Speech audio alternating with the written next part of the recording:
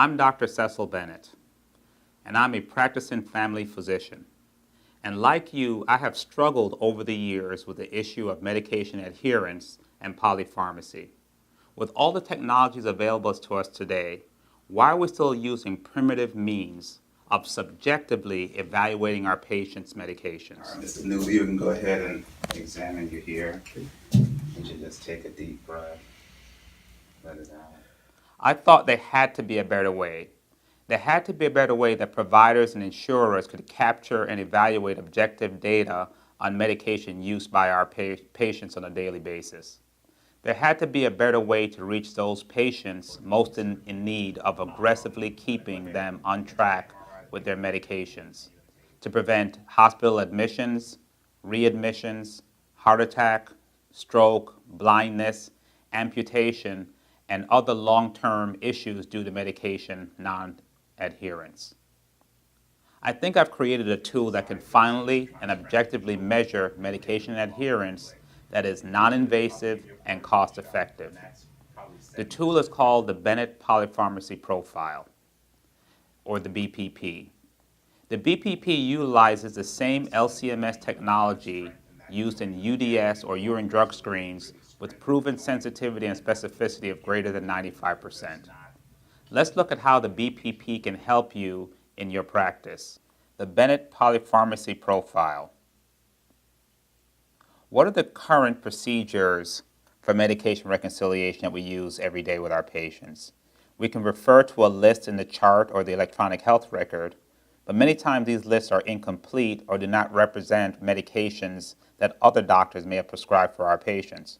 I know you've had the situation if you're in primary care where you may refer a patient to cardiology, let's say, and the patient's medications are changed, and when the patient comes back, you don't get a report from the cardiologist, and therefore the cardiologist has one list of medications and you have a different list as a primary care provider. You can ask the patient to write down the medications from memory, but this again is incomplete and depends upon the memory of patients, which is not usually very dependable. You can have the patients bring in their medications and line up the pill bottles, and that's pretty much what we do on an everyday basis, most of us, that our patients come in, with their little brown bag, we take out all the medications and we line up the pill bottles. Unfortunately, some bottles have 5 pills, some have 20 pills, some have 3 pills, and all of them are once-a-day medications. What are some other ways we can do medication reconciliation? Well, with technology, we can get a pharmacy report.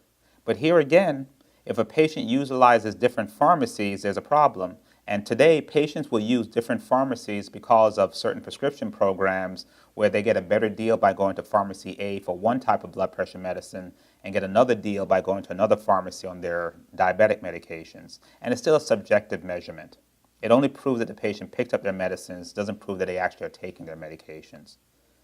Now there's a lot of software technology that pulls a lot of data that's available and pulls it into one area where you can see all the medications. Here again is what was prescribed. There's no way of knowing whether or not that list is actually correct what the patient is taking on a daily basis. And bad data in means bad data out.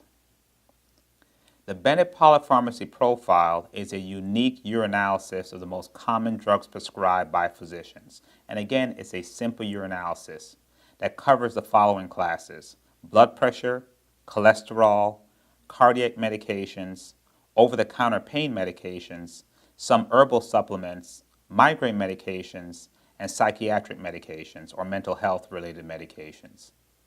This is an example of some of the medications available on the Bennett Polypharmacy Profile. Just look at the headings. Blood pressure, the most common drugs used in blood pressure control today. Diabetes, common drugs used in diabetes.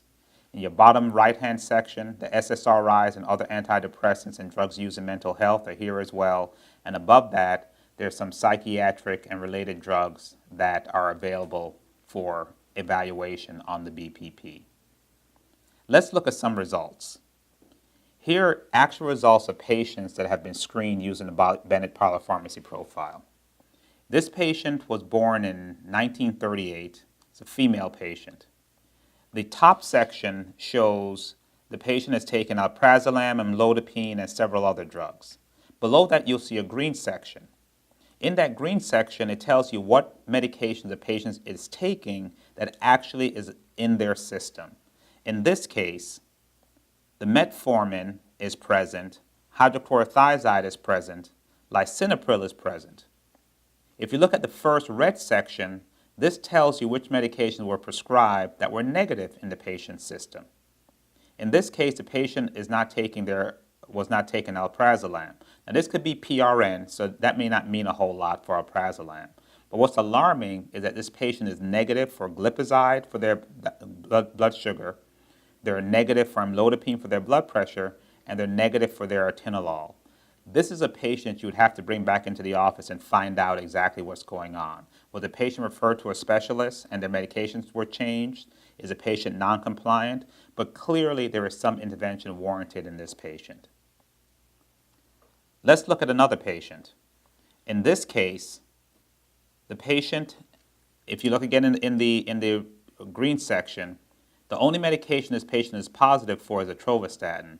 But look at something interesting in the first red section.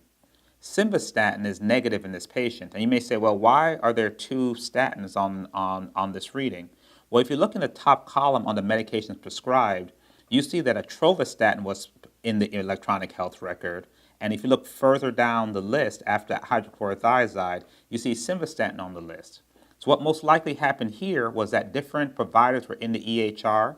One medication was added and one stopped, and the patient was told that, but it was not adjusted in an electronic health record. So this is an example where the patient is compliant, but the medication in question should not have been in the electronic health record to begin with. It should have been deleted. All right, let's look at another slide. Here's a patient born in 1945, a female patient. In the green section, she's taken her metoprolol, great. But if you look in the first red section, you'll see that she's negative for clopidogrel, which is Plavix, and atorvastatin or her Lipitor. So clearly this is a cardiac patient and she's taking Plavix for a reason and she's non-compliant. So this is a typical patient that you would have to bring back in and find out why is she not taking her Plavix. She may have an issue with atrial fibrillation. She may be status post-stroke. She may be status post-MI. She has some significant issue. That has to be the reason why she was placed on the Plavix to begin with. If she's not taking it, an intervention is definitely warranted in this patient. Okay, let's look at our last result slide. Patient born in 1936. You see the list of medications prescribed at the top. And in this case, there are no medications in the green section. And every medication prescribed for this patient is negative. I would think this warrants an intervention by the primary care physician or their cardiologist as to why the patient is not taking any of these medications. These are just examples, everyday examples, of how the BPP has value in every clinical practice when we're looking at the issue of medication adherence and non-adherence in an objective manner. What would the BPP do? Well, it will eliminate most confusion that patients have about taking their medications. It'll give physicians objective documentations of medications prescribed, and now we can objectively evaluate if our patients are compliant or non-compliant. It will help protect the physician from potential litigation. There are a lot of cases of malpractice that comes down to medication adherence versus non-adherence. Here's a tool that providers can use now to verify what they prescribe and to document objectively that the medication was either in the patient's system or not in the patient's system. And of course, it will help to protect the patient from issues of polypharmacy error. When to screen with the BPP? Well, this varies based on the patient. One can screen patients when we screen other blood work, for instance, our A1Cs once a quarter. This is a good time to do a BPP on those patients. And again, it's not just Medicare patients, but any patients you're concerned about with issues of polypharmacy or medication noncompliance who may be taking several medications.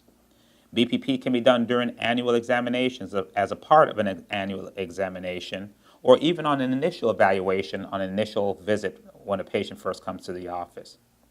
The provider can choose to set up a protocol for the BPP, much like we set up protocols for EKGs or A1Cs. In some offices, it is standing order that if a patient is taking 4 or more medications, that automatically triggers a BPP because there are enough medications that the patient is supposed to be taking that warrants investigation. What's interesting to note is that 80% of screens come back inconsistent with what was prescribed by the provider. And this is over tens of thousands of screens. What are the most common reasons for these inconsistencies? Well, the electronic medical record or electronic health record sometimes is in error. We just looked at a patient previously that where the electronic health record said the patient was taking atorvastatin and simvastatin, obviously an error in the electronic health record, but the BPP was able to objectively show that the patient was positive for the atorvastatin, negative for the simvastatin, which now verified that atorvastatin was the correct medication and the EHR was corrected. Sometimes there are differences because our patients see specialists and the list from the PCP is different from the medication list of the specialist. Routinely, at times, patients run out of their medications, they forget to refill them, they feel fine, and they just let it go, and we're able to help to put them back on track.